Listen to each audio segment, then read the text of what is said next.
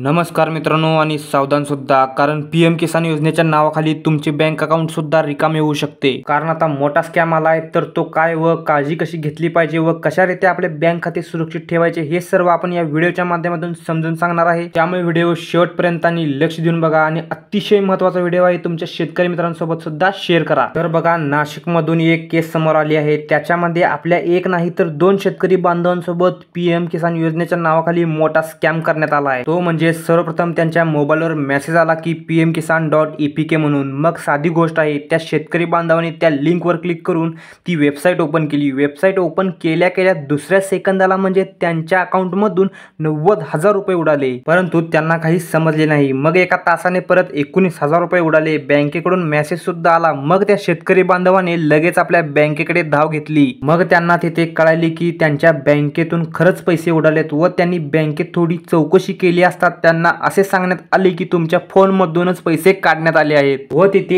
एकही एंट्री झाली नाही। असे कळतात त्यांनी लगेच नाशिक पोलीस स्टेशन येथे तक्रार केली व तिथे असे भरपूर केस पोलिसांकडे आले होते। खरंच खूप धक्कादायक बातमी आहे, कारण आपल्या शेतकरी बांधव शेतात घाम गाळून कष्टाने गोळा केलेले पैसे असे एकदमच गायब होणे म्हणजे शेतकऱ्यांना मोठा धक्काच। तर मित्रांनो, तुमचे देखील पैसे असे जाऊ नयेत यासाठी तुम्हाला मी काही माहिती सांगणार आहे। ती माहिती तुम्ही आता लक्ष देऊन ऐका। तुम्हाला अनोळखी व्यक्तीकडून किंवा अनोळखी नंबराकडून कोणताही मेसेज किंवा लिंक आली तर त्या लिंकवर तुम्ही क्लिक करू नका। अनोळखीच काय तर ओळखीच्या व्यक्तीकडून सुद्धा लिंक आल्यावर तुम्हाला खात्री असल्याशिवाय तुम्ही त्याच्यावर क्लिक करू नका किंवा ती लिंक ओपन करू नका। तर नेमकं होतं काय ते बघा। व्हॉट्सअपला तुम्हाला लिंक येते, लिंक पीएम किसान किंवा इतर कोणत्याही योजनेची असू शकते। त्याच्यावर जसं क्लिक केलं की त्याच्यामागे हिडन किंवा एक लपवलेला प्रोग्राम असतो आणि तिकडे बसलेले फ्रॉडर किंवा हॅकर आहेत ते काय करतात, तुमचे जे डेबिट कार्ड क्रेडिट कार्ड आहेत त्याच्यावर ते पर्चेसिंग करतात आणि त्याचा जो OTP येतो तो OTP त्यांना पुरेसा असतो तुमचे बँक खाते रिकामे करायला। तर मित्रांनो, अशा फ्रॉडर पासून सावधान राहा आणि आपल्या चॅनलला सबस्क्राइब करून ठेवा। अशाच पद्धती तुमच्या फायद्याचे व्हिडिओ पाहण्यासाठी